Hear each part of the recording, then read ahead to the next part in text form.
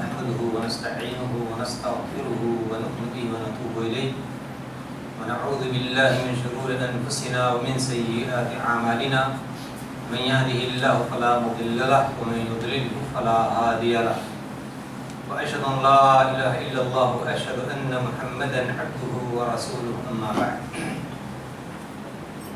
فإن خير الحديث كتاب الله وخير الهدي هدي محمد صلى الله عليه وسلم شر الأمور محدثاتها وكل محدثة بدعة وكل بدعة ضلالة وكل ضلالة في النار. أعوذ بالله السميع العليم من الشيطان الرجيم. بسم الله الرحمن الرحيم. يا أيها الذين آمنوا اتقوا الله حق تقاته ولا تموتن إلا وأنتم مسلمون. يا أيها الناس اتقوا ربكم الذي خلقكم من نفس واحدة وخلق منها زوجها وبث منهما رجالا كثيرا ونساء واتقوا الله الذي تساءلون به والأرحام إن الله كان عليكم رقيبا. يا أيها الذين آمنوا اتقوا الله وقولوا قولا سديدا يصلح لكم أعمالكم ويغفر لكم ذنوبكم ومن يطع الله ورسوله فقد فاز فوزا عظيما. وقال تعالى أيضا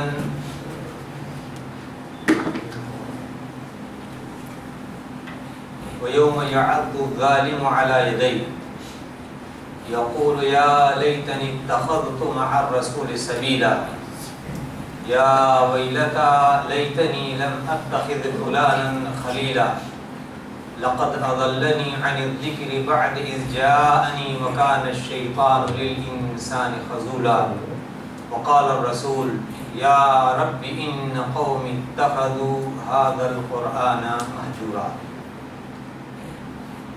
وقال النبي صلى الله عليه وسلم كل بدعة ضلالة وكل ضلالة في النار.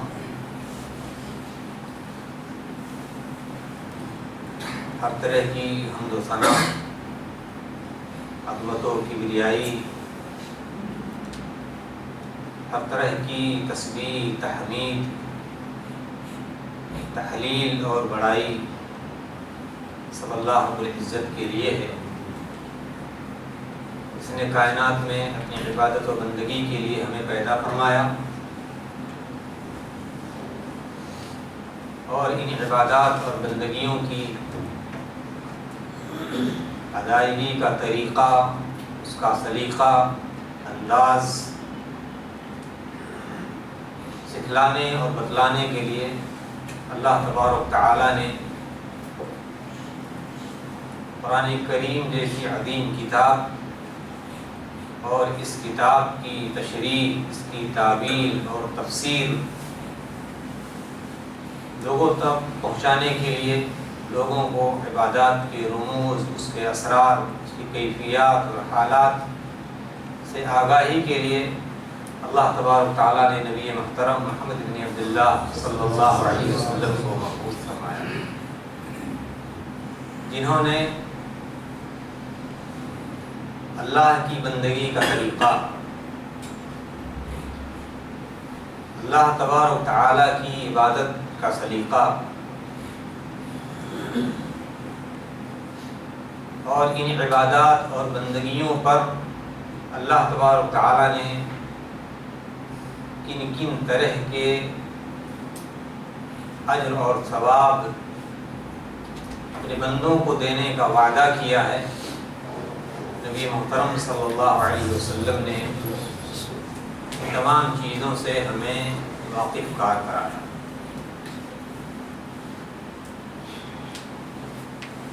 دین کا کوئی بھی ایسا مسئلہ نہیں ہے جس طرف اللہ کے نبی صلی اللہ علیہ وسلم کی ہدایات اور آپ کی رہنمائی موجود نہ ہو.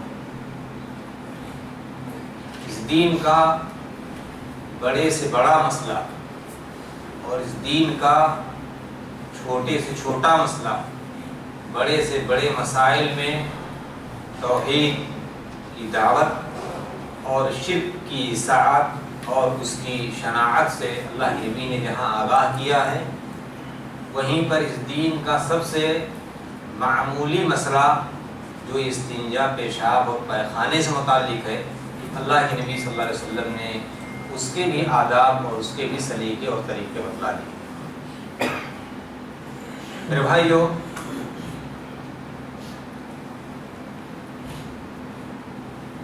کائنات میں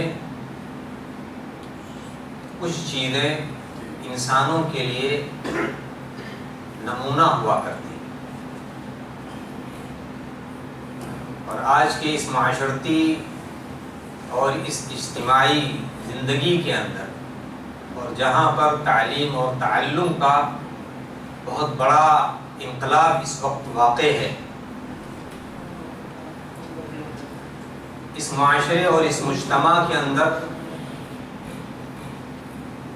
جہاں پر کچھ چیزیں تھیوری کے نام سے جانی جاتی ہیں، وہیں پر کچھ چیزیں پریکٹیکل اور مشق اور تمرین کے طرح سے جانے اور پہچانے جاتے ہیں۔ ہم جانتے ہیں کہ ہمارے اس دین کا مسئلہ کچھ تھیوری پر مشتمل ہے، اور اسی دین کا بیشتر حصہ وہ پریکٹیکل کے اوپر ہے، مشق اور تمرین پر ہے۔ جہاں پر اللہ کے نبی صلی اللہ علیہ وسلم نے اس دین کے مسائل کو سمجھا، یہ صرف تھیوری کے ذریعے سے کام چل سکتا ہے، تو آپ صلی اللہ علیہ وسلم نے انہیں صرف اس حد تک بیان کر دیا۔ جہاں اس چیز کی ضرورت محسوس کی ہے کہ اسے پریکٹیکل طور پر امت کو بتلانا ضروری ہے اور سمجھانا ہے، وہاں پر آپ نے انہیں ادا کر کے بھی بتلا دیا۔ اسی لیے آپ دیکھیں گے کہ نماز اس اسلام کی عبادات اور بندگیوں میں سب سے اہم عبادت ہے۔ اللہ کے نبی صلی اللہ علیہ وسلم نے منبر پر کھڑے ہو کر کے اور اس نماز کی کیفیات کو آپ نے اپنے تمام اصحاب کرام کے روبرو بیان کیا، اور آپ کی حرکات اور آپ کے سکنات، آپ کا رکوع، آپ کا سجود، ان کے اندر جو چیزیں پڑھنی ہیں، ان تمام چیزوں کے متعلق اللہ کے نبی صلی اللہ علیہ وسلم نے اس منبر پر کھڑے ہو کر کے بتلایا، اور اس منبر سے اتر کر کے سجدہ کرنے کا طریقہ بھی سکھلا دیا کہ ان اعضاء پر سجدہ کرنا ہے، اس انداز میں اور اس طریقے پر اللہ تبارک تعالیٰ کی عبادت اور بندگی کرنی ہے۔ کیا کیا چیزیں پڑھی جائیں گی؟ تھیوری کے طور پر آپ نے بتلا دیا کہ رکوع میں جاؤ گے تو آپ یہ پڑھو گے، سجدے میں جاؤ گے تو آپ یہ پڑھو گے، قوما میں آپ کو یہ دعا پڑھنی ہے، سجدتین کے درمیان یہ پڑھنی ہے، رکوع سے جب آپ کھڑے ہوں گے تو یہ پڑھنا، تمام چیزیں آپ نے بتلائیں۔ وہیں پر قیام، رکوع، سجود، اللہ کے نبی صلی اللہ علیہ وسلم نے مشقی طور پر تمرین کے ذریعے سے اس سے بھی آگاہ کر دیا۔ حج اس دین اسلام کا ایک بڑا فریضہ ہے، اللہ نے جنہیں طاقت بخشی ہے ان کے اوپر فرض ہے۔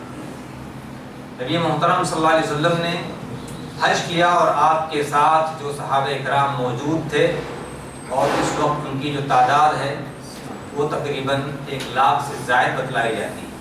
حجۃ الوداع کے موقع پر اللہ کے نبی صلی اللہ علیہ وسلم کے ساتھ جو صحابہ کرام تھے، آپ نے اس تمام کو مخاطب کر کے فرمایا کہ دیکھو، خذوا عنی مناسککم، کہ مجھ سے حج کا طریقہ سیکھ لو۔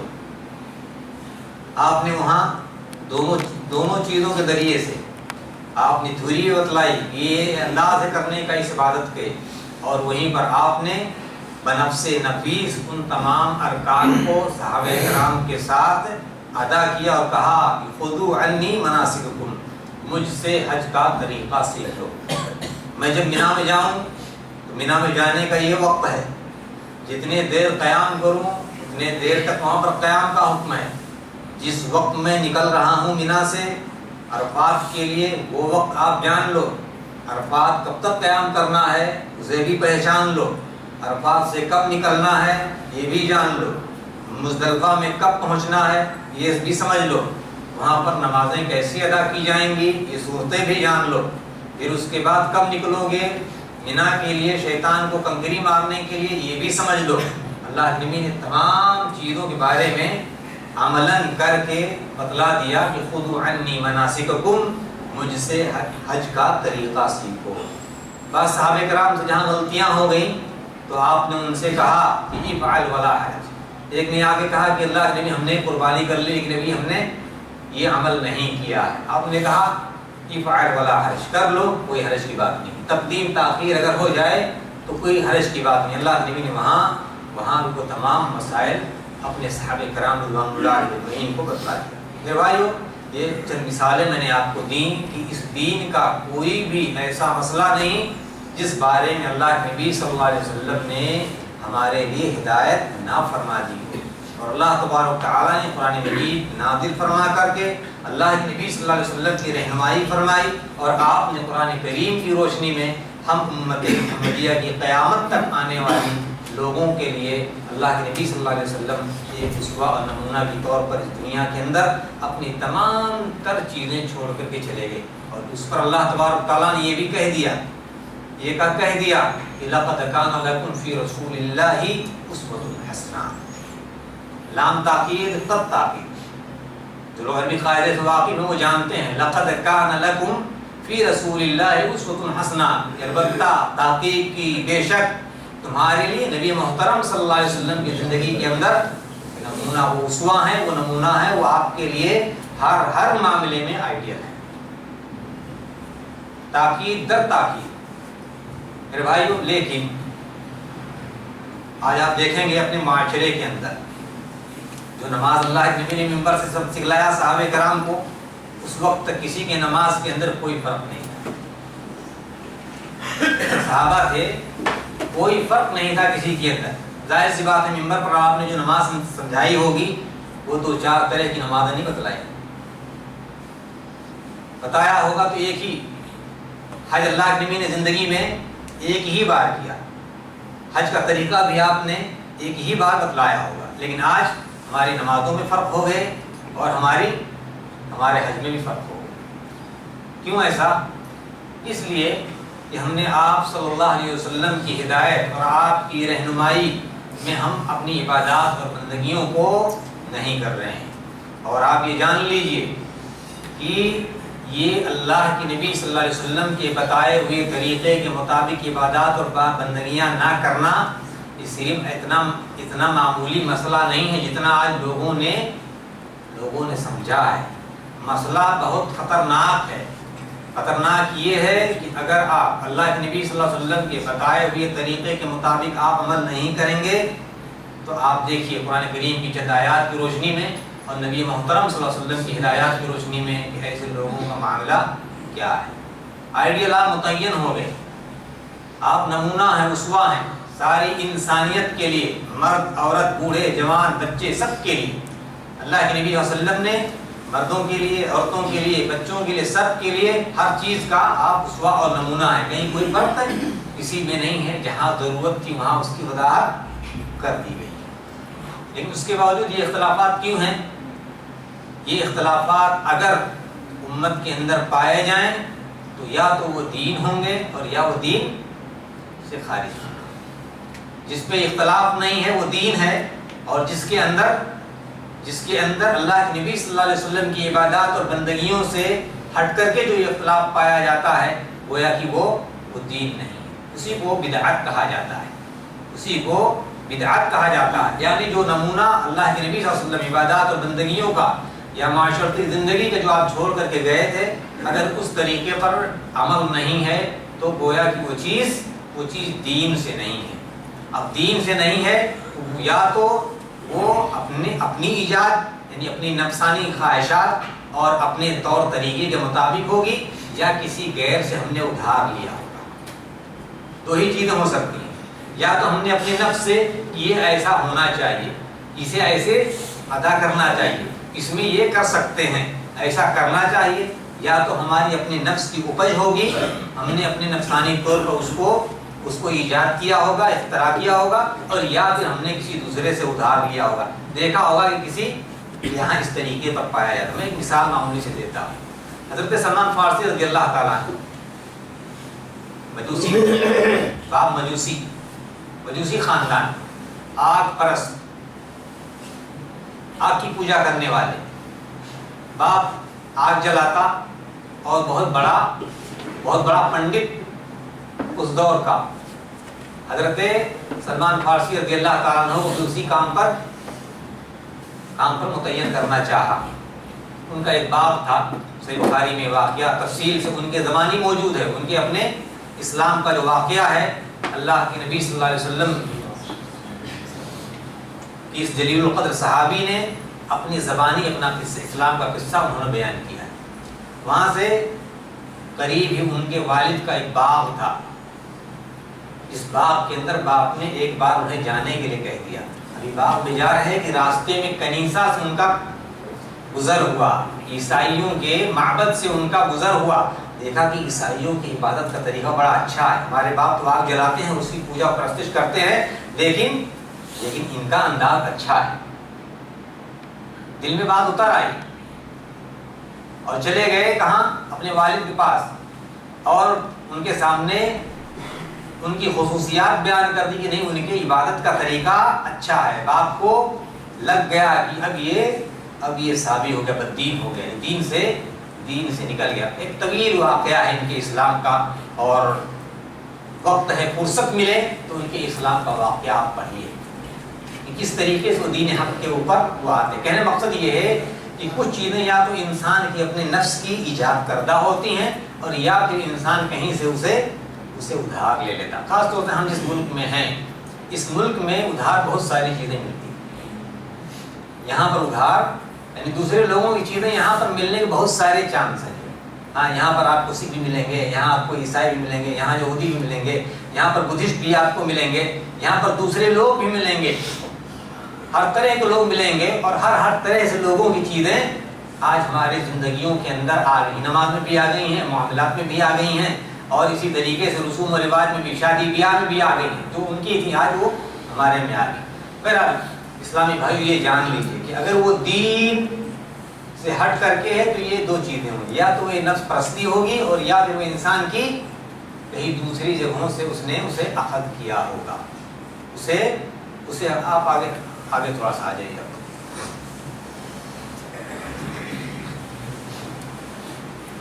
میرے بھائیو، اب اگر کوئی آدمی اپنی نفس کی کسی چیز کے اوپر وہ عمل کرنے لگے تو کیا ہم اسے دین کا درجہ دے سکتے ہیں؟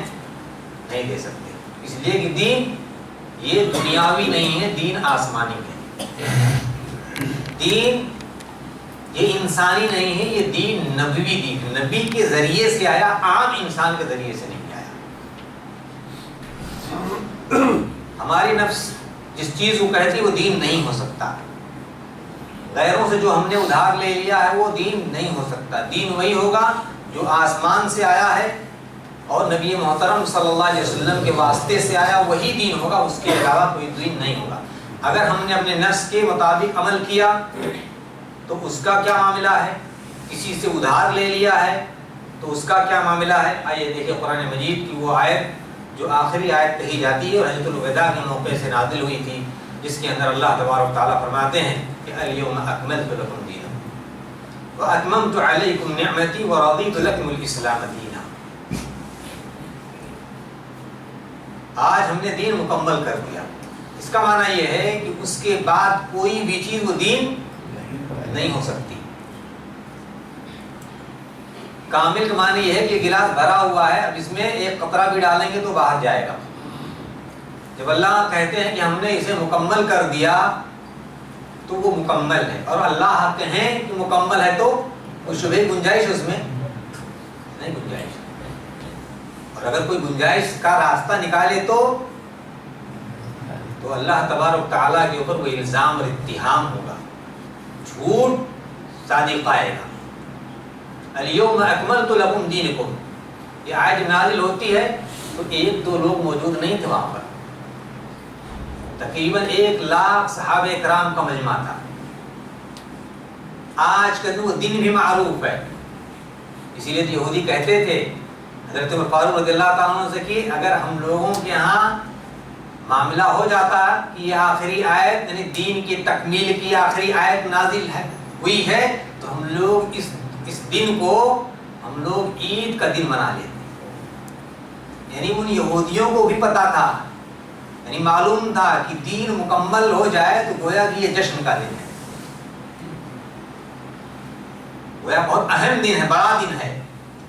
لیکن آج ہم مسلمان اس کو نہیں مانتے. الیوم اکملت لکم دینکم واتممت علیکم نعمتی، اور ہم نے اپنی نعمت تمام کر دی. اسلام سے بڑھ کر کے کوئی نعمت ہو سکتی ہے؟ دین سے بڑھ کر کے کوئی نعمت نہیں ہے. وَرَضِيتُ لَكُمُ الْإِسْلَامَ دِينًا، اور اسلام دین دے کر کے میں آپ کے اس دین اسلام سے ہی راضی ہوں، اس کے علاوہ کسی اور سے راضی نہیں ہوں.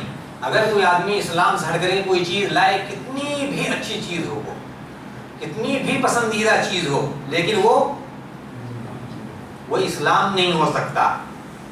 اور جو اسلام نہیں ہو سکتا اللہ اس سے راضی نہیں ہوں گے. آپ کوئی عمل کتنا بھی اچھے طریقے سے کریں اور آپ اس میں مخلص ہوں، لیکن وہ اسلام دین سے نہیں ہے تو اس پر کوئی ثواب نہیں مل سکتا. اور عمل آپ اچھا کر رہے ہیں تو اس کے لیے ضروری ہے کہ اس عمل سے اللہ راضی ہو تو ہی اس کو قبولیت کا درجہ ہوگا. اسی لیے نبی محترم صلی اللہ علیہ وسلم کے اقوال اور افعال کی موافقت اور دل کی سچائی اور صداقت و اخلاص، یہ کسی بھی عمل کی قبولیت کے لیے دو عظیم شرط ہیں. پہلی شرط کیا ہے؟ اخلاص للہ. اور اخلاص میں کیا چیز آتی ہے؟ سب سے پہلے کہ وہ عمل اللہ کے لیے، اللہ کا عمل، یعنی اللہ نے ہمیں دیا ہے اس عمل کے کرنے کی اجازت دی ہے، اور کس کے لیے؟ اسی کے لیے ہو، اس کی طرف سے دیا گیا عمل اور اسی کے لیے وہ عمل ہو. اور تیسری شرط اس کے ساتھ یہ آ جاتی ہے کہ اللہ کے نبی صلی اللہ علیہ وسلم نے جیسے کیا ہے ویسے ہی کرنا چاہیے. اگر یہ چیزیں نہیں پائی گئیں تو اس عمل کی قبولیت کی کوئی گارنٹی نہیں دی جا سکتی. اب اگر کوئی آدمی نمازیں پڑھے، 5 وقت کی نماز دی گئی، 6 پڑھے، 7 پڑھے، 8 پڑھے، 10 پڑھے، کوئی آدمی کہہ سکتا ہے کہ نماز ہی تو پڑھ رہا ہے، برا ہے کچھ؟ نماز تو اللہ نے دیا ہمیں پڑھنے کے لیے. کوئی آدمی برا نہیں کہہ سکتا کہ نماز پڑھ رہا ہے، لیکن نہیں، برا اس وجہ سے ہے کہ اللہ نے نہیں دیا. برا اس وجہ سے کہ اللہ تبارک تعالیٰ نے ہمیں پڑھنے کا حکم نہیں دیا. ہمیں کیا اتھارٹی اور حق ہے کہ ہم 5 کے علاوہ ہم 6 نمازیں ایجاد کر لیں؟ نہیں، وہ دین کے اندر زائد شمار کیا جائے. دین کے اندر نئی چیز آئے، اور ہر نئی چیز، اسی لیے اللہ کے نبی صلی اللہ علیہ وسلم اپنی ہر خطبے کے اندر، چاہے وہ خطبہ جمعہ ہو، چاہے خطبہ عیدین ہو، چاہے خطبہ نکاح ہو، چاہے خطبہ استسقاء ہو، ہر خطبے کے اندر وہ حدیث جو معروف اور مشہور حدیث ہے کہ کل بدعۃ ضلالہ وکل ضلالۃ فی النار. کیوں پڑھتے تھے یہ؟ ایک بار پڑھ دینا کافی نہیں تھا، نہیں، تجدید عہد کے لیے، کہ تاکہ امت اپنے ذہن میں اس بات کو بٹھا لے اور یہ سمجھ لے کہ دین کے اندر کوئی نئی چیز ایجاد کرنا یہ بدعت ہے، اور ہر بدعت گمراہی ہے، اور ہر گمراہی جہنم میں لے جانے والی.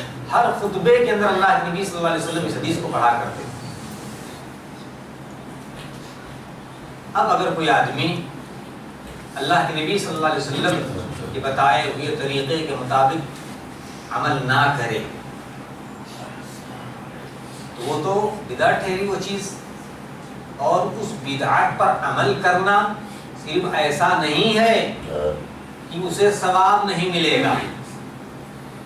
چیزیں ایسی ہوتی ہیں جسے کہا جاتا، کیسے ہیں لوگ کہ گناہوں بے لذت، یہ ہم نے گناہ کے لیے کوئی لذت نہیں ملی، صرف لذت نہیں ملی، معاملہ اس میں نہیں ہے کہ چلو آپ نے یہ اتنی رکعت پڑھنی تھی لیکن آپ نے اتنا پڑھ لیا تو یہ دین سے ہٹ کر تھا تو آپ کو ثواب نہیں ملا، معاملہ اتنا نہیں ہے۔ آئیے دیکھیے سورۃ الفرقان کے اندر اللہ تبارک و تعالیٰ فرماتے ہیں وَيَوْمَ يَعَضُّ الظَّالِمُ يَقُولُ يَا لَيْتَنِي اتَّخَذْتُ مَعَ الرَّسُولِ سَبِيلًا يَا وَيْلَتَىٰ لَيْتَنِي لَمْ أَتَّخِذْ فُلَانًا خَلِيلًا لَقَدْ أَضَلَّنِي عَنِ الذِّكْرِ بَعْدَ إِذْ جَاءَنِي وَكَانَ الشَّيْطَانُ لِلْإِنسَانِ خَذُولًا وَقَالَ الرَّسُولُ يَا رَبِّ إِنَّ قَوْمِي اتَّخَذُوا هَٰذَا الْقُرْآنَ مَهْجُورًا۔ اور اسی سے آیت سے پہلے آئے وَقَدِمْنَا إِلَىٰ مَا عَمِلُوا مِنْ عَمَلٍ فَجْعَلْنَاهُ هَبَاءً مَنثُورًا۔ لوگ بہت سارے نمازیں پڑھنے والے، تسبیحات گننے والے، رکعات پر رکعتیں پڑھنے والے، روزے پر روزے رکھنے والے، بہت سارے لوگ ڈھیروں اعمال لے کر کے آئیں گے۔ وَقَدِمْنَا إِلَىٰ مَا عَمِلُوا مِنْ عَمَلٍ فَجْعَلْنَاهُ هَبَاءً مَنثُورًا۔ ہم ان سارے اعمال کو کیا کر دیں گے؟ تیز و تند ہوا کے اندر روئی کی طرح سے ہم انہیں اڑا دیں گے۔ اگر آپ تیز و تند آندھی کے اندر آپ روئی کے ان کے دھاگے پکڑنا چاہو گے تو آپ نہیں پکڑ پاؤ گے۔ ہم اسے ایسا بنا دیں گے، اسے عمل کہا گیا۔ وَقَدِمْنَا إِلَىٰ مَا عَمِلُوا مِنْ عَمَلٍ، عمل کہا گیا، یقیناً عمل ہے، آپ بھی اس میں محنت کرتا۔ عمل کوئی بھی عمل حرکت چاہتا ہے، بغیر حرکت کے کوئی عمل نہیں ہوگا۔ اور ہر عمل کہاں کہتے ہیں نا لوگ ہمارے یہاں دنیا میں کہ ہر حرکت میں برکت نہیں، یہ مقولہ غلط ہے۔ ہر حرکت میں برکت نہیں ہے، برکت اس میں ہے جو نبی محترم صلی اللہ علیہ وسلم کی سنت کے مطابق اور طریقے کے مطابق ہوگا۔ ہر حرکت میں برکت نہیں ہے، یہ غلط ہے مقولہ، یہ مقولہ غلط ہے۔ دنیاوی معاملات میں ہو سکتا ہے برکت ہو اس میں کہ بغیر چلے آدمی کو روزی نہیں حاصل ہونی ہے، چلنا چاہیے۔ لیکن آج حالت یہ کچھ لوگوں کا تقویٰ اتنا زیادہ ہے کہ ہمارے مقدر میں یہ لکھا ہوگا تو ہمیں ملے گا، حرکت کرنے کی کیا ضرورت نہیں، اس حرکت میں برکت ہے۔ لیکن اگر کھانے کا معاملہ آ جائے گا تو نہیں بیٹھے گا، ہاتھ ضرور پلیٹ میں لے جائے گا، اس لیے کہ وہاں پر اس کا عقیدہ وہاں خراب ہو جاتا ہے، بغیر لقمہ اٹھائے منہ میں نہیں جائے گا۔ میرے بھائیو، ہر حرکت میں برکت نہیں، ہر اس حرکت میں برکت ہے جو نبی محترم صلی اللہ علیہ وسلم کے بتائے ہوئے طریقے کے مطابق عمل میں ہے۔ وَقَدِمْنَا إِلَىٰ مَا عَمِلُوا مِنْ عَمَلٍ فَجَعَلْنَاهُ هَبَاءً مَنثُورًا أَصْحَابُ الْجَنَّةِ يَوْمَئِذٍ خَيْرٌ مُسْتَقَرًّا وَأَحْسَنُ مَقِيلًا۔ یہ جنتی حضرات، ان کا کیا ہی اچھا ٹھکانہ ہوگا اللہ تبارک و تعالیٰ کے۔ لیکن آئیے ان لوگوں کا بھی معاملہ دیکھ لیجئے کہ اس دن ظالم اپنی انگلیاں چبائے گا۔ کون ظالم؟ ظالم وہ آدمی ہوتا ہے جو اپنے نفس کے اوپر ظلم کرے، ہم پر ظلم کرے، اپنے آپ پر ظلم کرے، اپنی اولاد پر ظلم کرے، اپنے رشتہ دار اعزاء و اقارب پر ظلم کرے۔ لیکن یہاں اس ظالم کو بھی پہچانیے کہ قرآن کس کو ظالم کہتا ہے۔ کسی کا حق لے لیا نہیں، کسی کے اوپر سے زبردستی کی ہے نہیں، کسی آدمی کو اس نے ستایا ہے، ظلم کیا ہے نہیں۔ یہاں آج دیکھیے اس ظالم کا تذکرہ آج قرآن میں اللہ تعالیٰ کہتے ہیں وَيَوْمَ يَعَضُّ الظَّالِمُ عَلَىٰ يَدَيْهِ، اس دن ظالم اپنی انگلیاں چبائے گا۔ کون ظالم؟ اسے پوشیدہ رکھا گیا، آگے کی آیت میں بتا رہے ہیں وَيَوْمَ يَعَضُّ الظَّالِمُ عَلَىٰ يَدَيْهِ يَقُولُ يَا لَيْتَنِي اتَّخَذْتُ مَعَ الرَّسُولِ سَبِيلًا۔ پہچان دیجیے، آئیڈینٹیفیکیشن، وہ ظالم کون ہے؟ وہ آدمی ہے جو یہ کہے گا کہ اے کاش میں نبی محترم صلی اللہ علیہ وسلم کا طریقہ اپنایا ہوتا۔ وہ ظالم یعنی گویا کون؟ گویا کہ بدعتی، جس نے دین کے اندر عمل کیا، اس نے، اسی لیے تو کہا گیا یقول یا لیتنی اتخذت مع الرسول سبیلا، اے کاش کہ نبی محترم صلی اللہ علیہ وسلم کا طریقہ اپنایا ہوتا، راستہ اپنایا ہوتا۔ یعنی گویا کہ اس نے کوئی راستہ اپنایا تھا، راستہ ضرور اس نے اپنایا تھا، لیکن وہ راستہ نہیں اپنایا جو نبی محترم صلی اللہ علیہ وسلم کا راستہ ہے۔ وہ راستہ اپناتا تو ظالم نہ کہلاتا، ٹھہرتا، لیکن اللہ کے نبی کا راستہ نہ اپنانے کی وجہ سے وہ ظالم ٹھہرتا ہے۔ یوم یعض الظالم علی یدیہ یقول یا لیتنی اتخذت مع الرسول سبیلا یا ویلتا لیتنی لم اتخذ فلانا خلیلا، گویا کہ بدعت کیسے انسان کی اپنی اپج یا کسی دوسرے سے ادھار لیتا ہے. اے کاش کی فلاں آدمی کو اپنا آئیڈیل نہ بنایا ہوتا. یا ویلتا لیتنی لم اتخذ فلانا خلیلا. آج آپ دیکھیں گے امت کے اندر، آج امت میں اس بدعت میں مبتلا ہونے والے لوگ یہ دوسرے لوگوں کے وجہ سے ہی ہیں. اپنے نفس سے کوئی عمل کرنے والے کم ملیں گے آپ، لیکن دوسرے لوگوں کے وجہ سے وہ بدعت کرنے والے اس وقت زیادہ ہیں. اسی لیے قرآن میں کیا، جو کہے گا روئے گا وہ دن پچھتائے گا اور اپنی انگلیاں چبائے گا، افسوس کرے گا کہ کاش فلاں آدمی کو اپنا دوست نہ بنایا. گویا کہ دوست کی وجہ سے وہ آدمی اللہ کے نبی صلی اللہ علیہ وسلم کے راستے کو اس نے چھوڑ دیا. یا ویلتا لیتنی لم اتخذ فلانا خلیلا لقد اضلنی عن الذکر. اس فلاں آدمی نے ہمیں ذکر سے غافل کر دیا. ذکر جانتے ہیں کیا ہے؟ ایک قرآن ہے، انا نحن نزلنا الذکر وانا له لحافظون. ہم نے ذکر نازل کیا اور ہم اس کی حفاظت کی ذمہ داری لیتے ہیں. اللہ نے حفاظت لی ہے، قرآن کی حفاظت کی، اس کی ذمہ داری لی ہے. تو یہ ذکر موجود تھا، اس کے باوجود بھی ہم نے غیروں کے راستے کو اپنا لیا اور کتاب و سنت کا جو راستہ تھا اسے ترک کر دیا.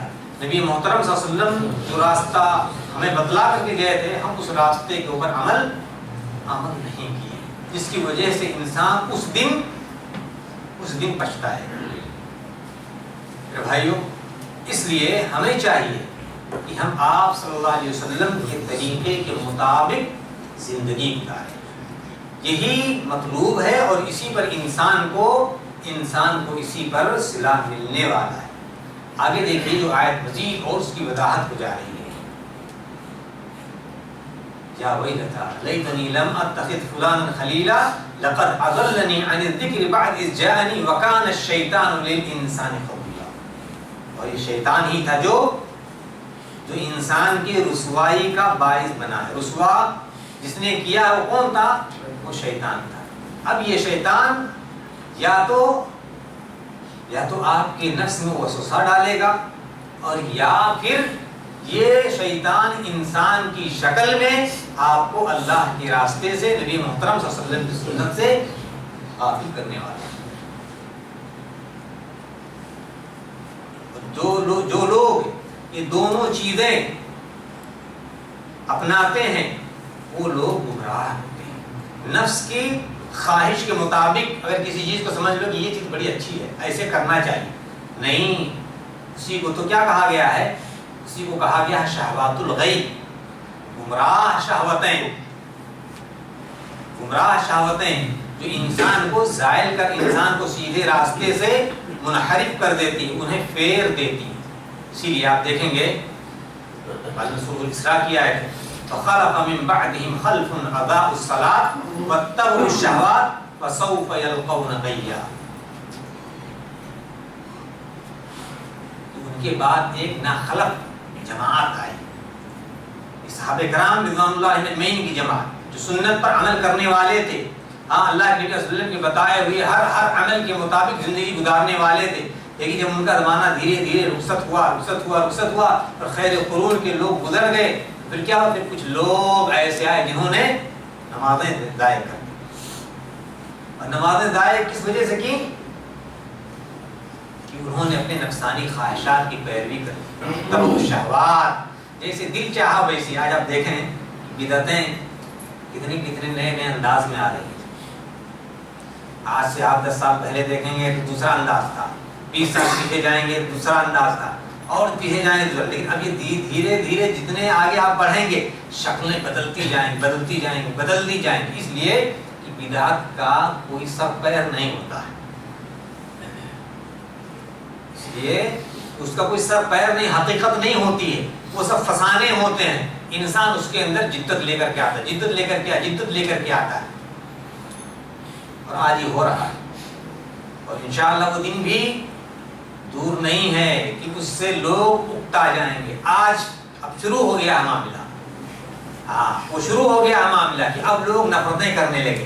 جو لوگ ایسا کرتے تھے اب وہ لوگ اس کو برا سمجھنے لگے، نہیں یہ غلط چیز ہے، یہ ایسا نہیں ہونا چاہیے۔ پہلے کم تھا تو برداشت کیے جا رہے تھے، لیکن اب وہ زیادہ ہو گیا تو سمجھنے میں آ گیا کہ بھئی صحیح معنی میں اس کی کوئی حقیقت نہیں ہے،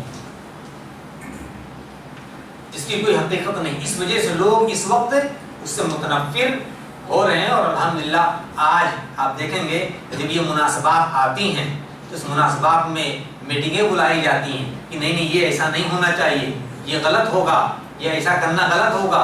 باقاعدہ ان کی بریفنگ ہوتی ہے اور انہیں سمجھایا جاتا ہے کہ نہیں اسے اس انداز میں کرنا چاہیے، اسے اس انداز میں کرنا چاہیے۔ آج نصیحتیں ہوتی ہیں، لیکن نہیں، شیطان ہر ایک کے پیچھے پڑا ہوا ہے، اور وہ تو چاہتا ہے کہ انہیں گمراہ کر دے اور سیدھے راستے سے انہیں منحرف کر دے۔ بھائیو، اس لیے ہمیں عبادات اور بندگی میں نبی محترم صلی اللہ علیہ وسلم اور دنیا کے تمام معاملات میں ہمارے لیے وہ اسوہ اور نمونہ ہے۔ ہمیں آپ کے بتائے ہوئے طریقے کے مطابق زندگی گزارنی ہے، اور اس معاملے میں دین کے معاملے میں نبی کے بعد کوئی آدمی وہ آئیڈیل نہیں ہے، اللہ کی اللہ کے نبی صلی اللہ علیہ وسلم نے کہا ہو کہ فلاں کو آئیڈیل بنا سکتے، فلاں آدمی کو آپ آئیڈیل بنا سکتے ہو۔ اللہ کے نبی کی اگر شہادت ہے تو سرٹیفکیٹ اگر آپ کو ادھر سے حاصل ہے تو اس آدمی کو، اور وہ جانتے ہیں کون لوگ ہیں، اللہ نے فرمایا علیکم بسنتی وسنت الخلفاء الراشدین المہدیین عضوا علیہا بالنواجذ۔ علیکم، تم پر واجب ہے، کیا واجب ہے؟ بسنتی، میری سنت، وسنت الخلفاء الراشدین المہدیین، اور میرے صحابہ کرام رضوان اللہ علیہم اجمعین۔ آج اس معاملے اس کو بھی سمجھنے میں لوگ جو غلطی کرتے ہیں، اس معاملے کو سمجھنے میں لوگ غلطی کرتے ہیں، کہتے ہیں کہ نبی صلی اللہ علیہ وسلم کی سنت یہ غلط ہے اور صحابہ کرام رضوان اللہ علیہم اجمعین کی سنت یہ الگ ہے، اور پھر اپنے بہت سارے ان کے جنسی اپج کو اور جنسی ایجادات ہیں، ان کے اپنے یعنی عقلی اور فکری ایجادات کے اندر اس چیز کو دلیل بنا کر کے لوگوں کے سامنے کہتے ہیں کہ فلاں صحابی نے ایسا کیا۔ نعوذ باللہ، اس صحابہ کرام رضوان اللہ علیہم اجمعین پر یہ الزام اور اتہام ہے، یہ بہتان ہے۔ وہ صحابہ جو نبی محترم صلی اللہ علیہ وسلم کی اشارے ابرو پر جان دینے والے تھے، اور اگر بٹن کھلا ہوا دیکھ لیا اللہ کے نبی کی تو انہوں نے زندگی بھر وہ بٹن بند ہی نہیں کیا۔ ان کی حالات یہ تھیں کہ وہ آپ صلی اللہ علیہ وسلم کے بتائے ہوئے طریقے سے ہٹ کر کے کوئی دوسرا طریقہ وہ اپنا لے، نہیں، اللہ کے نبی کو یہ اعتماد تھا کہ میرے صحابہ یہ کوئی دوسری چیز ایجاد نہیں کر سکتے، اسی لیے کہا کہ علیکم بسنتی وسنت الخلفاء الراشدین المہدیین، میری سنت میرے صحابہ، اس لیے میری سنت کا پتہ آپ کو کہاں سے چلے گا؟ آپ تو بعد میں آنے والے لوگ ہیں، قیامت تک لوگ آتے رہیں گے، تو کہاں سے پتہ چلے گا؟ صحابہ کرام رضوان اللہ علیہم اجمعین سے پتہ چلے گا۔ ہم نے تو اپنے نبی کو نہیں دیکھا، اپنے نبی کو نہیں دیکھا، جنہوں نے اللہ کے نبی صلی اللہ علیہ وسلم کو دیکھا تھا ان کو اللہ کے نبی صلی اللہ علیہ وسلم نے سند دے دی، کہا کہ دیکھو یہ سند، اگر وہ سند وہیں سے ختم ہو جاتی تو یہ دین وہیں سے ختم ہو جاتا ہے۔ تو یہ سند دی گئی تھی ان صحابہ کرام رضوان اللہ علیہم اجمعین کو کہ یہ سند رہیں گے تاکہ تم ان کی رہنمائی میں اپنی زندگیوں کو سمت دو اور انہیں رخ دو، کیونکہ یہ میرے بتائے ہوئے طریقے کے مطابق ہی عمل کرنے والے ہیں۔ بتائیں کہ کسی صحابی نے اللہ کے نبی صلی اللہ علیہ وسلم کے کسی بھی عمل کے اندر کوئی مخالفت کر دی ہے، قیامت تک کوئی ثابت نہیں کر سکتا ہے۔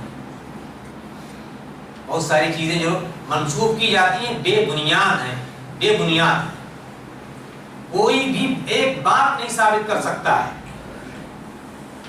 یہ چیلنج ہے پوری انسانیت کے لیے کہ ایک بھی بات اللہ کے نبی صلی اللہ علیہ وسلم کی سنت کے خلاف صحابہ نے انجام دیا ہو قیامت تک کوئی نہیں ثابت کر سکتا ہے۔ اسی لیے قرآن کریم کے اندر اللہ تبارک تعالیٰ نے انہیں اپنی رضامندی کی سرٹیفکیٹ عطا کر دیا۔ والسابقون الاولون من المہاجرین والانصار والذین اتبعوهم بإحسان رضی اللہ عنہم ورضوا عنہ وأعد لهم جنات تجری تحتها الانہار۔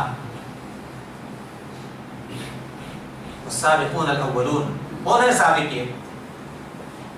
اس میں دوڑ میں سبقت لے جانے والے، کھیل میں سبقت لے جانے والے، بھاگنے میں سبقت لے جانا نہیں۔ جب غار حرا سے ایک آواز آتی ہے کہ میں اللہ کا رسول ہوں، تسلیم کر لیا کہ نہیں آپ اللہ کے رسول ہیں، مجھ پر وحی نازل ہوتی ہے، قبول کر لیا کہ ہاں آپ پر وحی نازل ہوتی ہے، میں ایک دین لے کر کے آیا ہوں جسے دین اسلام کہا جاتا ہے، اور اس دین میں داخلہ اشہد ان لا الہ الا اللہ و اشہد ان محمد رسول اللہ کے ذریعے سے داخل ہوا جاتا ہے۔ صحابہ نے قبول کر لیا، کسی نے انکار نہیں کیا، کہا کہ میں اسراء و معراج سے آیا ہوں۔ کوئی نئی بات اگر آتی ہے تو لوگ انکار کرتے ہیں۔ لوگ ابو بکر کے پاس پہنچ گئے، ارے بھائی کیا کوئی آدمی ایک رات کے اندر جائے اور وقفے کے اندر جو آ کر کے کہے کہ میں بیت المقدس سے آیا ہوں، میں اسراء اور معراج سے واپس آیا ہوں؟ انہوں نے کیا پوچھا؟ تمہارا ساتھی ایسا ایسا کہتا ہے۔ انہوں نے کہا کہ کیا وہ کہتے ہیں؟ تو کہنے لگے کہ ہاں وہ کہتے ہیں۔ تو کہنے لگے اگر وہ کہتے ہیں تو سچ کہتے، حق ہے۔ صحابہ کرام کا ایمان اس نوعیت کا تھا۔ اسی لیے اللہ نے کیا کہا؟ والسابقون الاولون من المہاجرین والانصار، مہاجرین میں سے اور انصار میں سے،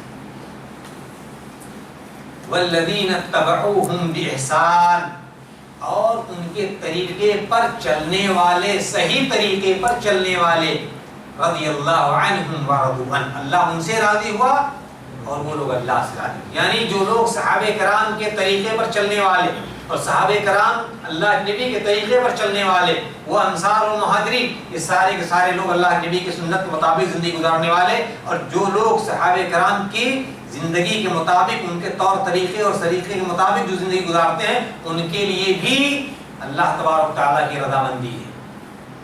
والذین اتبعوہم بإحسان، اسی لیے احسان کی شرط لگا دی ہے، اچھے طریقے سے۔ جو لوگ اللہ کے نبی صلی اللہ علیہ وسلم کے صحابہ کی جو لوگ اتباع کرتے ہیں، رضی اللہ عنہم ورضوا عنہ، اور اس کے بعد اللہ تبارک تعالیٰ نے ان کے لیے جن چیزوں کا وعدہ کیا وہ تمام چیزیں ان کو اللہ تبارک تعالیٰ عطا کی۔ لیکن نہیں مسلمان بھائیو، آج معاملہ یہ ہے کہ آج بہت سارے لوگ عبادات اور بندگی کی طلب میں اور اس میں زیادہ کچھ کرنے کے لیے، یا یوں کہہ لیجیے کہ شوق عبادت، آج انسان کو بہت سارے بدعات و خرافات میں مبتلا کر دیا۔ میرے خیال سے ضرورت نہیں کہ ان بدعات و خرافات کا نام لے، اور عموماً میں ناپسند کرتا ہوں، اس لیے کہ جو لوگ نہ جانیں وہ بھی جانیں کہ یہ بدعت ہے، بس اتنا جانو کہ یہ دین سے نہیں ہے، ہمارے پاس ایک میزان ہے، تول لو اس کو اس میزان کے اوپر کہ کیا یہ دین میں ہے، نہیں ہے تو اسے جاننا ضروری نہیں۔ بہت ساری بدعتیں جو ہم لوگ گاؤں میں ہوتے ہوئے نہیں جانتے تھے، شہروں میں آنے کے بعد ہمیں معلوم ہوئی، پچھتاوا ہو رہا ہے، ہم لوگ نہیں کرتے، نہیں جانتے تھے کہ یہ بدعات ہیں، اس لیے نہیں جاننا گویا کہ وہ دین تھا۔ ہم اس بدعات، دین ہوتا تو دین کا جاننا ضروری ہے، بدعات جاننا ضروری نہیں ہے۔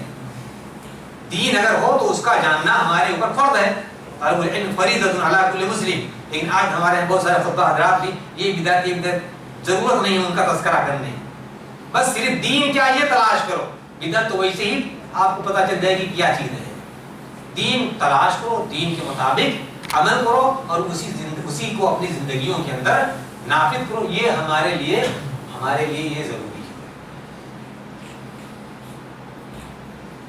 میرے بھائیوں، لیکن آج حالات بہت جگرگوں ہو گئے، اور اس دین کے اندر نئی نئی چیزیں آج داخل کی جا رہی ہیں، کچھ اپنوں کی طرف سے اور کچھ اغیار کی طرف۔ اور آج یہ جو میڈیا کا دور ہے، اور خاص طور سے سوشل میڈیا وغیرہ، آج یہ فتنہ ہے، اس میں فائدہ، اس میں کوئی شبہ نہیں ہے، لیکن اس کی مضرتیں بہت زیادہ ہیں، بہت زیادہ مضرت ہے۔ اور آج لوگوں نے اس کے اوپر اتنا زیادہ اعتماد و بھروسہ کر لیا ہے کہ آج کتابیں لائبریریوں کے اندر صرف سجانے کے لیے رہ گئی، سجانے کے لیے رہ گئی. نہیں، علم کی حفاظت اسی سے ہے. اللہ کی کتاب اسی شکل میں ہے اور اسے آپ محفوظ رکھو. اور ایک وقت ایسا آ جائے گا کہ حفاظ کرام ختم ہو جائیں گے، کہیں گے ابھی ہمارے پاس موجود ہے کیا ہے، 1 منٹ کے اندر اس کو ہم آئے تلاش کر لیں گے جب بھی ضرورت پڑے گی. آج حالات اس نوعیت پر آ گئے ہیں کہ بہت ساری چیزیں ہمارے اس دین کے اندر داخل کر دی جا رہی اور ہم نہیں سمجھ پا رہے. بدعتیں رواج پا رہی ہم انہیں سمجھ نہیں پا رہے. اور اس میں علماء سوء، اسی لیے تو اللہ تبارک تعالیٰ نے قرآن مجید کے اندر رہنمائی فرمائی تھی، دیکھو اس دین کے اندر یہ جو دوسرے کیٹیگری کے جو لوگ ہیں اس دین میں بہت ساری چیزیں داخل کریں گے اور دین بنا کر کے پیش کریں گے، اور پھر تمہارا معاملہ یہود و نصارہ کی طرح سے ہو جائے گا. جیسے اتخذوا احبارهم ورهبانهم اربابا من دون اللہ، انہوں نے اپنے علماء اور اپنے درویشوں کو، اپنے عالموں کو، اپنے رہبان کو انہوں نے کیا بنا لیا؟ معبود رب بنا لیا. تو مشہور واقعہ ہے وہ عدی بن حاتم رضی اللہ تعالیٰ، اللہ کے نبی صلی اللہ علیہ وسلم کے پاس آتے ہیں، گلے میں ایک صلیب لٹکی ہوئی ہے. آپ نے دیکھا ان کو ڈانٹا، اطرحن کہا الوطن، کہ اس وطن کو، اس بت کو نکال پھینکو جو ہے. اور پھر اس وقت قرآن کریم کی آیت اللہ کے نبی صلی اللہ علیہ وسلم نے پڑھی تو کہہ رہے ہیں کہ اللہ ہم تو ان کی عبادت نہیں کرتے اپنے علماء اور رہبان کی. کہہ رہے نہیں، جب وہ تمہارے لیے کسی چیز کو حلال کہتے ہیں تو تم حلال کہتے ہو، اور جب تمہارے لیے کسی چیز کو حرام کہتے ہیں تو تم حرام کہنے لگتے ہو. یہی تو معبود بنانا ہے. آج عالم یہی ہے. آج انسان نے اللہ کے نبی صلی اللہ علیہ وسلم کی حدیث کیا ہے؟ نہیں، ہمارے مولوی صاحب نے یہ کہا ہے، یہی ہے. فلاں نے یہ کہا یہی ہے. ہمارے آبا و اجداد نے کہا یہی ہے. یہ وہی تو ہے رب بنانا. یہ ہمارے علماء نے، ہمارے رہبان نے، ہمارے مولویوں مفتیوں نے یہ بات کہہ دی ہے تو ہم وہی اسی پر عمل کریں گے. نہیں. حضرت سلمان فارسی رضی اللہ تعالیٰ عنہ کے واقعے کا حوالہ دیا گیا تھا کہ پہلے مجوسی عیسائیت میں آئے، یہودیت میں آئے، پھر اس کے بعد اسلام میں آتے، تحقیق کیا ایک مسئلے کو. نہیں کہ نہیں کنیسہ میں ان کی عبادت کا طریقہ انہیں پسند آ گیا تو اب جو ہے وہ عیسائی بن جائیں اور جا کر کے ان کے کنیسہ کا. نہیں، وہاں گئے، وہاں بھی آزمایا، وہاں بھی جانچا، وہاں بھی پرکھا. کہا بھائی بتاؤ تمہارے اس دین کی اصل کیا ہے؟ کہنے لگے جاؤ اس ملک شام کے اندر ایک اسقف ہے، وہاں پر بڑا عالم ہے، اس کے پاس جاؤ معلوم کرو. اس نے ان کو خبر دیا کہ عرب میں ایک نبی مبعوث ہونے والا ہے. پتہ چل گیا انہیں، گویا کہ اس دین کی کوئی حیثیت نہیں ہے. اور پھر تحقیق کرنے پہنچ گئے. اس نے علامتیں بتلا دی کہ بھائی یہ علامت ہے تمہارے نبی کی، عرب میں مبعوث ہوگا، صدقہ نہیں کھائے گا، ہدیہ قبول کرے گا. اور اللہ تبارک تعالیٰ نے انہیں ایک نشانی دی ہے، مہر نبوت بخشی ہے. نکل گئے تحقیق کرنے، عرب میں پہنچتے ہیں، پتہ چلا کہ فلاں آدمی آزماتے ہیں. اس نصرانی نے، عالم نے جو بتلایا تھا اسے آزماتے ہیں. جاتے ہیں صدقہ پیش کرتے ہیں، کہتے ہیں کہ یہ میرے طرف سے صدقہ ہے. اللہ کے نبی صلی اللہ علیہ وسلم لیتے ہیں اور جنہیں مستحق سمجھتے ہیں انہیں عطا کر دیتے ہیں، اپنا نہیں کھاتے. اس لیے اس نے بتلایا تھا کہ وہ صدقہ نہیں کھائیں گے، ہدیہ دو گے تو قبول کریں گے. دوسرے دن جاتے ہیں اور کہتے ہیں کہ اللہ کے نبی یہ میری طرف سے آپ کے لیے ہدیہ ہے. اللہ کے نبی خود بھی کھاتے ہیں اور اپنے صحابہ کرام رضوان اللہ علیہم بھی دیتے ہیں. عرب میں پہنچے، پہلی نشانی ثابت ہو گئی، دوسری نشانی بھی ثابت ہو گئی. اب ایک رہ گئی آخری، چوتھی نشانی کہ ان کے جسم پر بہر نبوت. اللہ کے نبی صلی اللہ علیہ وسلم ایک جنازے میں شریک ہو رہے ہیں. یہ دائیں جاتے ہیں، بائیں رہتے، اللہ کے بھی بھانپ جاتے کہ لگتا ہے ایک آدمی کچھ تلاش کر رہا ہے، کچھ ڈھونڈ رہا ہے. دیکھتے ہیں آپ صلی اللہ علیہ وسلم اپنی چادر کھسکا دیتے ہیں. حضرت سلمان فارسی رضی اللہ تعالیٰ عنہ اللہ کے نبی صلی اللہ علیہ وسلم کے بغل گیر ہو جاتے ہیں اور کلمہ توحید لا الہ الا اللہ کا اقرار کر لیتے ہیں. کہ بھائیو اس دین کو جو اللہ تبارک تعالیٰ نے ہمیں دیا ہے ایک بہت عظیم نعمت ہے. اس دین کو تلاش کرنا چاہیے اور اس کی حقانیت کو جاننا چاہیے. اور الحمدللہ تمام تر وسائل موجود ہیں اس کے جاننے، اس کے پرکھنے کے، اور ہر طریقے سے اس کو جانا اور پرکھا جا سکتا ہے. اس لیے عبادات اور بندگیوں کی قبولیت کے لیے جو جو 2 شرطیں بتلائی گئیں وہ اخلاص سے بھری ہوئی عبادت ہو، بندگی اللہ تبارک تعالیٰ کے لیے ہو، اس کی رضا اور اس کی خوشنودی کے لیے ہو، اور دوسری چیز یہ ہے کہ وہ نبی محترم صلی اللہ علیہ وسلم کی سنت کے مطابق، اگر وہ اللہ کے وسلم کی سنت کے مطابق نہیں ہے تو وہ بدعت ہوگی، اور ہر بدعت، آج ہمارے یہاں بدعتوں کی تقسیم کر لی گئی، بدعتوں کی بھی بدعت حسنہ اور بدعت سیئہ۔ ارے نجاست کی بھی تقسیم ہو سکتی ہے، نجاست کی کوئی تقسیم نہیں ہو سکتی، ہر نجاست چاہے پیشاب چھوٹا ایک قطرہ ہو چاہے پیشاب زیادہ ہو، ناپاک ہو تو ناپاک ہو، اللہ نے کہہ دیا کل بدعت ضلالہ، ہر بدعت اب اس میں تقسیم ہو سکتی ہے نہیں ہو سکتی ہے، لیکن نہیں لوگوں نے اس کے اندر ان لوگوں نے ایجاد کر لیا کہ یہ بدعت حسنہ ہے اور یہ بدعت سیئہ ہے، یہ اچھی بدعت، یہ اچھی نجاست اور یہ بری نجاست، نہیں تقسیم ممکن ہو سکتی ہے، لیکن نہیں آج لوگوں نے تقسیم کر کے آج امت کے ذہنوں کے اندر ایک فکرہ ڈال دیا ہے، یعنی یہ بدعت تو ہے لیکن یہ اچھی بدعت ہے، ایسا نہیں ہو سکتا ہے۔ اس تقسیم کے ذریعے سے بھی آج امت بیچاری ایک بہت بڑی تعداد آج اس چیز کے اندر وہ بیچارے ڈوبے ہوئے ہیں اور اسے بدعت حسنہ سمجھ کر کے وہ عمل کر رہے ہیں، عملی طور پر اس سے راضی ہیں، لیکن انہیں کچھ نہیں ملنے والا۔ قرآن کریم کی آیت سورہ نور میں اللہ تبارک و تعالیٰ نے فرمایا والذین کفروا اعمالهم کسراب بقیۃ یحسبه الظمآن ماء حتی اذا جاءه لم یجده شیئا ووجد اللہ عنده فوفاه حسابه واللہ سریع الحساب۔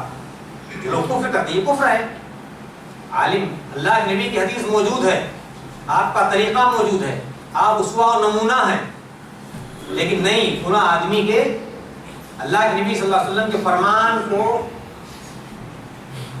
ان کا انکار کرنا یہ گویا یہ کفر ہے، اور انسان دوسرے کی بات پر وہ عمل کر رہا ہے، وہی تو کفر ہے کہ جو اللہ کے نبی صلی اللہ علیہ وسلم کے فرمان کے خلاف عمل میں لایا جائے۔ جو لوگ کفر کرتے ہیں ان کے اعمال کی مثال کیسے؟ سراب کی سی، سراب جانتے ہیں چلچلاتی دھوپ کے اندر گرمی میں آپ دیکھ رہے ہیں ایسا لگتا ہے جیسے ٹھاٹے مارتا ہوا سمندر بہ رہا ہے، ایک پیاسا سمجھ کر کے جاتا ہے کہ پانی بہ رہا ہے پی لیں گے، لیکن جب پہنچتا ہے تو دیکھتا ہے کہ وہ پھر اور آگے ہو گیا، پھر وہ آگے ہو گیا، یعنی انسان کو پانی نہیں ملتا۔ ایسے آدمی یہ سمجھ رہا کہ جو ہم عمل کر رہے ہیں تو بہت زیادہ عمل ہے، بڑے زیادہ تسبیحات تذکیرات اور ہم نے نوافل ادا کیے، لیکن اسے اس کا کچھ ثمرہ ملنے والا نہیں۔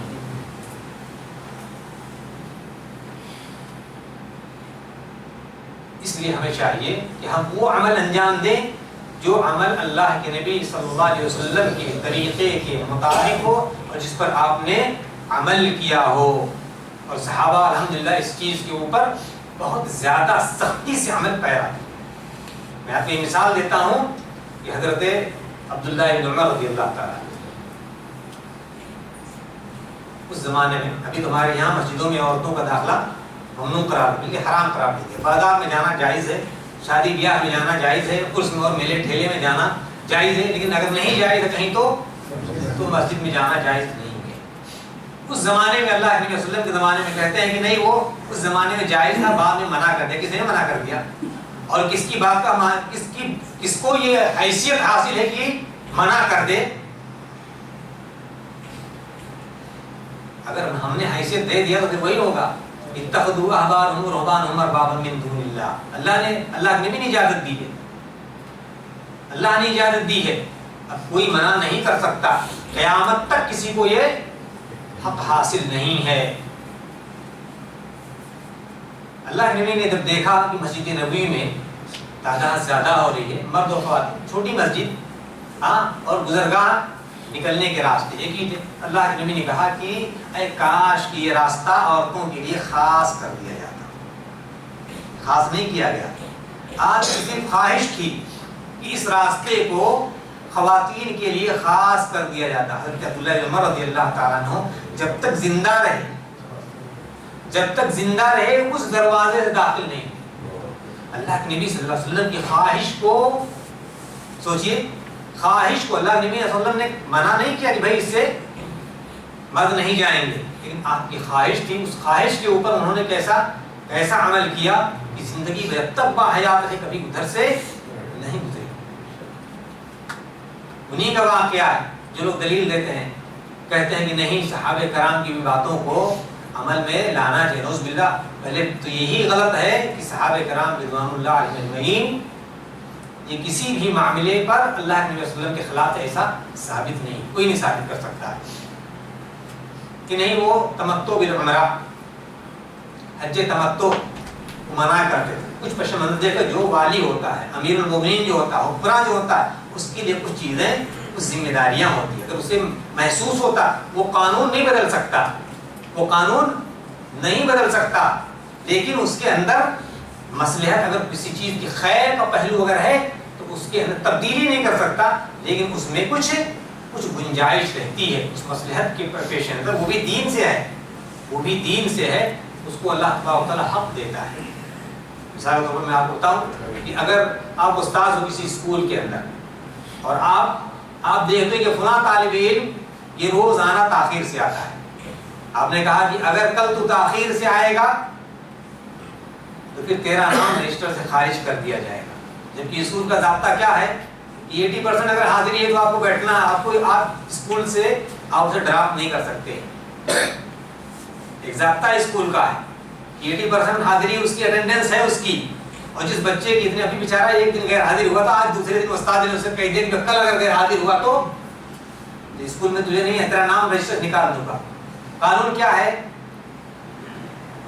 20% کو اس کو رخصت حاصل ہے، 20 دن غائب ہو سکتا ہے، لیکن استاد نے اس کو دوسرے دن ہی کہہ دیا کہ تو نہیں آئے، اگر تو لیٹ کیا تو تیرا نام خارج کر دیں گے۔ قانون کے خلاف استاد نے کیا کہ نہیں کیا؟ لیکن اس میں حکمت یہ تھی کہ یہ طالب علم جس لیے آتا ہے اس کا بھلا ہو، اس کا فائدہ ہو۔ حضرت عمر رضی اللہ تعالیٰ نے یہ محسوس کیا، کہا کہ لوگ اب تمتع بالعمرہ یعنی حج اور عمرہ دونوں کرتے ہیں اور سال بھر پورا حرم جو خالی رہتا ہے، کوئی طواف کرنے اور کوئی عمرہ کرنے نہیں آتا۔ انہوں نے کہا کہ نہیں بھائی اب جو ہے کوئی آدمی حج تمتع نہیں کرے گا، یعنی گویا کہ دوسرے ایام میں بھی وہ آتا رہے گا۔ ایسی طلاق کے مسئلے کو بھی لوگوں نے اس کو بھی ایک دین بنا لیا، دین اللہ نبی صلی اللہ علیہ وسلم کا طریقہ تھا اور دوسرا کوئی نہیں، چاہے وہ ابوبکر ہو چاہے حضرت عمر ہو، کسی کا قول جو اللہ نبی صلی اللہ علیہ وسلم کے خلاف نہیں ہو سکتا ہے۔ نہیں حضرت عمر رضی اللہ تعالیٰ عنہ طریقہ، نعوذ باللہ کی الزام ہو ان کے اوپر، انہوں نے جب دیکھا کہ معاشرے کے اندر بہت سارے لوگ جو ہے اس نوعیت پر وہ عمل کر رہے ہیں، پس منظر نہیں دیکھا، انہوں نے محسوس کیا کہ ایسا ہونا چاہیے، مذاق بنایا جا رہا ہے طلاق کو۔ انہوں نے حکم بھائی اگر ایک مجلس میں آپ نے 3 دیا تو وہ نافذ کر دی جائے گی تحدیداً، جیسے استاد نے کہا کہ اگر کل تو تاخیر سے آج تیرا نام ڈراپ کر نکال دیں گے، رجسٹر سے خارج کر دیں گے۔ گویا کہ استاد کو یہ حق نہیں ہے کہ وہ قانونی اسکول اور ٹرسٹ کے قانون کو بدل دے، نہیں بدل سکتا وہ، لیکن انہیں یہ حق تھا کہ تحدیداً اس وقت انہوں نے نافذ کیا تھا۔ اور یہ ولی امر کو اللہ تبارک و تعالیٰ نے اتنی مصلحتیں ان کے ہاتھ میں رکھی ہیں، اس لیے کہ قانون اور نظام اور حکومت کا باغ ڈور سنبھالنے والا اس کو یہ حق ہے، اس لیے کہ ولی الامر ہے، وہ معاملات کا ذمہ دار ہے اور خیر اور خوبی ہر چیز کو سمجھتا ہے۔ بہت سارے لوگوں نے اس نوعیت سے اللہ کے نبی صلی اللہ علیہ وسلم کی سنتوں کو پراگندہ کرنے کی اور لوگوں کے ذہنوں کے اندر ایسی چیزیں بیٹھانے کی کوشش کی ہے کہ نہیں دوسرے لوگوں کی باتیں بھی وہ مانی جا سکتی ہیں، انہیں قبول کیا جا سکتا ہے۔ میرے بھائی یہ سمجھ لیجئے کہ دین وہی ہے جو اللہ تبارک و تعالیٰ نے دیا، دین وہ ہے جو نبی محترم صلی اللہ علیہ وسلم نے ہمیں بتلایا ہے، اور دین وہی ہے جس پر صحابہ کرام رضوان اللہ علیہم اجمعین نے عمل کیا ہے، اور ہمارے لیے ضروری ہے کہ ہم ان کی اتباع کریں، ان کی اقتداء کریں۔